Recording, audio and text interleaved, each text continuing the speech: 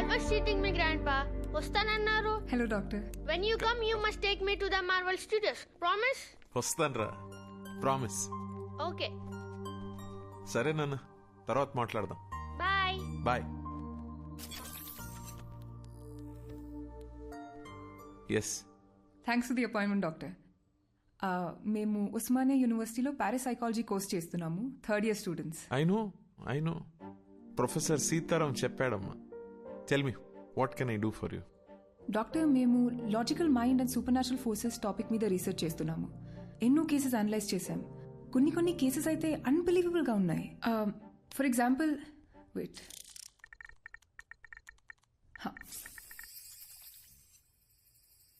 2011లో ఢిల్లీలో పుట్టి పెరిగిన మనీషా అనే ఒక 4 ఏళ్ల పాప, నా పేరు సుమన్ అని, రాజస్థాన్లో మా ఇల్లు ఉందని చెప్పి వాళ్ళ పేరెంట్స్ని కరెక్ట్గా గుర్తుపట్టింది. I'll just add to this. ఆ ఇంట్లో నిజంగానే సుమన్ అనే అమ్మాయి ఉండేది. 5 years ముందు ఓ యాక్సిడెంట్లో చనిపోయిందని చెప్పారు. How is it possible doctor? We were blown away by these facts. Professor సీతారాంతో దీని గురించి డిస్కస్ చేస్తున్నప్పుడు వీటన్నిటికీ మించిన ఒక అన్యూజువల్ కేస్ మీరు సైకాలజిస్ట్గా ప్రాక్టీస్ చేసే రోజుల్లో హ్యాండిల్ చేశారని చెప్పారు. ఇఫ్ యూ డోంట్ మైండ్ ఆ కేస్ గురించి చెప్పారంటే మా ప్రాజెక్ట్కి చాలా యూస్ఫుల్గా ఉంటుంది. And we really are curious to know. ఈ ప్రపంచమే ఒక అద్భుతం అమ్మా. It is full of mysteries and surprises.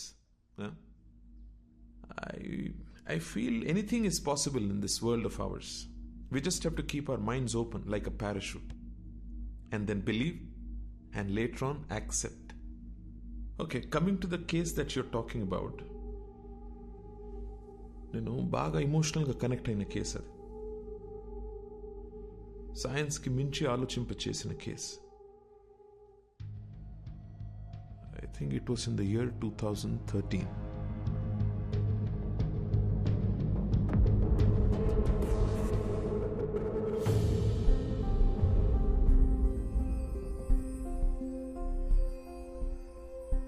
మేము స్మైల్ ఫౌండేషన్ నుంచి వచ్చాం. బస్తీలో పిల్లలకి ఫ్రీగా స్కూల్ బ్యాగ్స్ ఇస్తున్నాం ఆంటీ. చాలా సంతోషం అమ్మా. High five.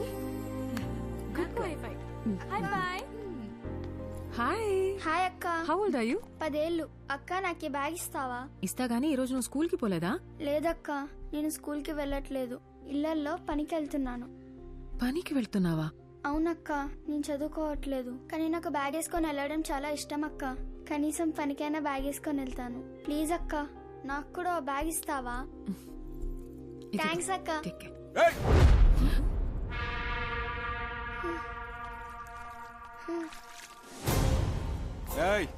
ఏందే పనిలోకి పోకుండా ఈడ మీటింగ్ పెట్టినావు?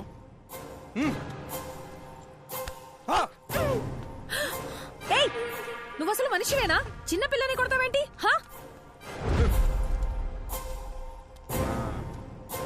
ఏందే సోషల్ సర్వీసా? 12 years లోపున్న పిల్లలు పనికి వెళ్ళకూడదు, గవర్నమెంట్ రూల్. నువ్వు చేసేది చాలా పెద్ద క్రైమ్. నీ మీద పోలీస్ కంప్లైంట్ ఇస్తాను. పోలీస్? అసలు ఎవరు నువ్వు? మీకింకా వేరే పనిపాటు ఏం లేదా అని మీకు? మా బస్తీలో పిల్లల్ని ఎట్లా చూసుకోవాలో మాకు బాగా తెలుసు. ఎవరిని అడిగొచ్చిందే? అన్నా, ఈ నలుగురిని సాయంత్రం దాకా ఈ ఎండలో కూర్చోబెట్టుండ్రా. కూర్చోవే. సాయంత్రం దాకా ఎండలో కూర్చుంటే కొవ్వు కరుగుతుంది.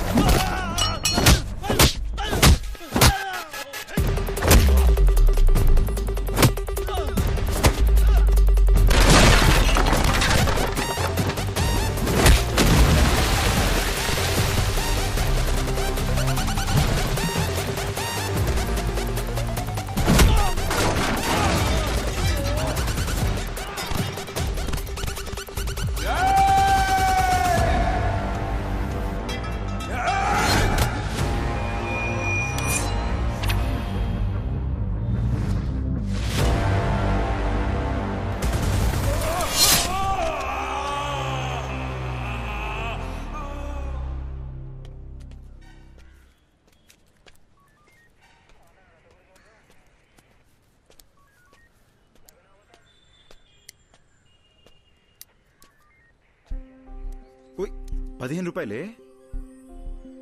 అసలు నేనెవడు రమ్మన్నారా? నన్న రౌడీవా? ఓ గొడవ పడకుండా ఉండలేవా? అర్థమైంది. ఓకే, ఇదెక్కడ న్యాయమే? నీకు ప్రాబ్లం అనేగానే వచ్చాను. నేను అడిగానా? నేను చూసుకోగలను. ఇంకాసేపు ఆగి ఉంటే మేమే ప్రాబ్లం సాల్వ్ చేసుకుని వచ్చేసేవాళ్ళం. ఇప్పుడు చూడు, పోలీస్ స్టేషన్ వరకు రావాల్సి వచ్చింది. నీకేమన్నా పిచ్చా? నడిరోడ్లో ఎవడో. తన ఉద్దేశం ఏంటంటే కొత్తగా పెళ్ళయింది, మొన్న మధ్య ఇల్లు మారారు, ఈ టైంలో ఈ గొడవలు అవి ఎందుకు అని. నువ్వు ముయ్. ఫోన్ చేసి నేను మర్చిపోక. బటర్ఫ్లై, ఇది నీతో కష్టం రా. సారీ. ఓకే. చూడు butterfly, you are the best thing to happen to me.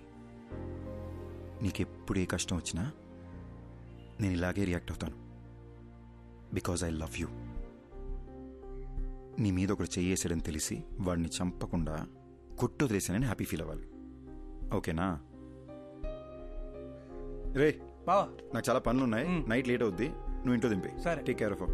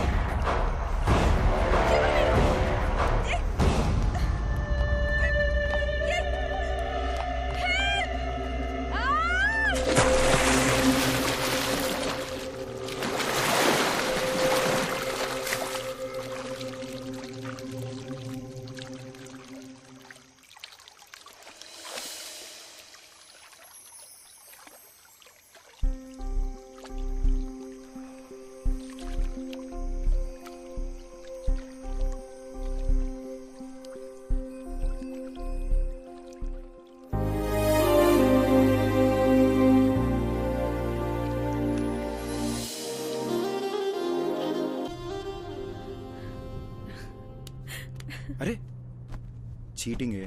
Cheating है? गाड़ी रोको भैया, गाड़ी रोको. रोको रोको. आपका का బండి ఆపు. ఏమైంది భయ్యా? ముంగడ యాక్సిడెంట్ అయ్యి రాస్తా బంద్ ఉంది, జరా ఇక్కడ సైడ్ నుంచి పో కాకా. ఓకే భయ్యా, థ్యాంక్స్.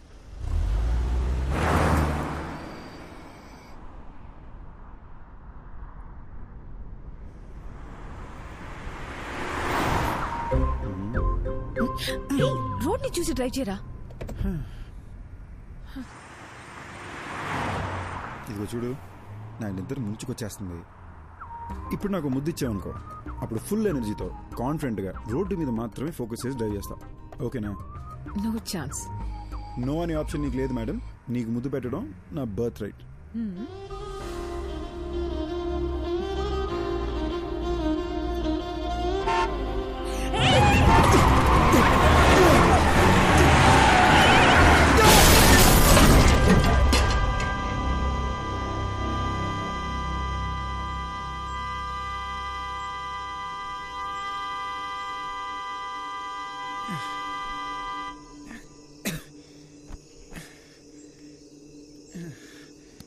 అయ్యి ఓకే, ఓకేనా?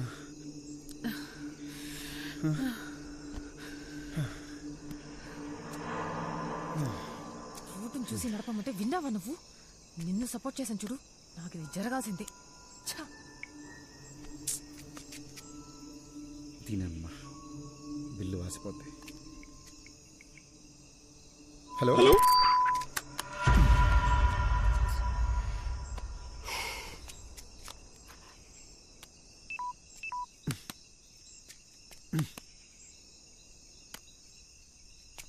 ఇప్పుడు ఏం చేద్దాం? ఇదేదో అడవిలా ఉంది, ఇంటికి ఎలా వెళదాం? అక్కడ ఇల్లు ఉంది, కార్ చూసుకోమని వాళ్ళకి మాట చెప్పొద్దాం. ఎవరో కూడా తెలియకుండా. అది కాదే, రాత్రి అంతా కార్ ఇక్కడే వదిలేసి వెళ్తే తెల్లారేసరికి దొంగలు పడి పాటలు గమనిస్తుంటారు. రిషి, నాకేమో చాలా భయంగా ఉంది. ఏం కాదు దియా, నేనున్నాగా.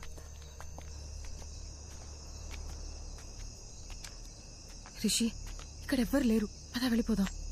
ఒకసారి చెక్ చేసి చూద్దాం.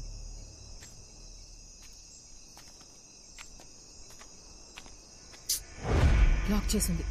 నేను చెప్పానా ఇక్కడ ఎవ్వరు లేరని.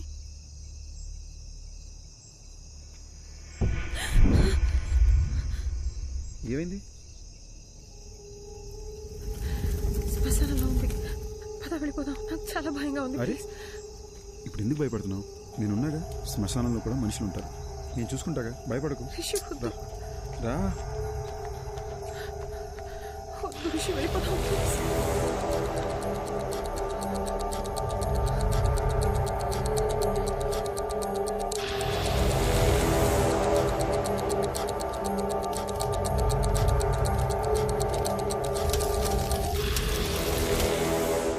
చెప్పాను కదా ఎవరు లేరని. నా మాట నువ్వు వింటే. Rishi, Rishi, Rishi, this is not the time to joke.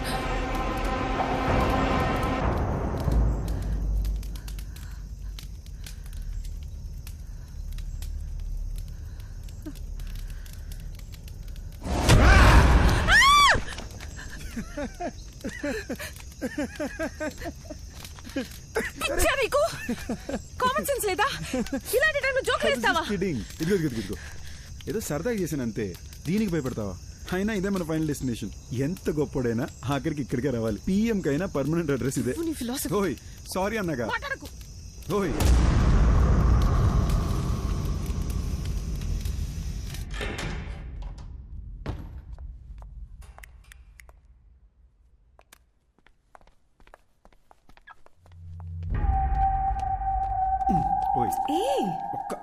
శ్మశానం నుంచి వచ్చావు, స్నానం చేయకుండా దేన్ని ముట్టుకోకు. దేన్ని అంటే నేను కూడానా? నాకు తెలిసిన ఒక అమ్మాయి నాకు భయం అంటే అసలు తెలీదు, నాకు దెయ్యం సినిమాలంటే చాలా ఇష్టం, తెగ బిల్డప్ ఇచ్చింది. ఎలాగలగా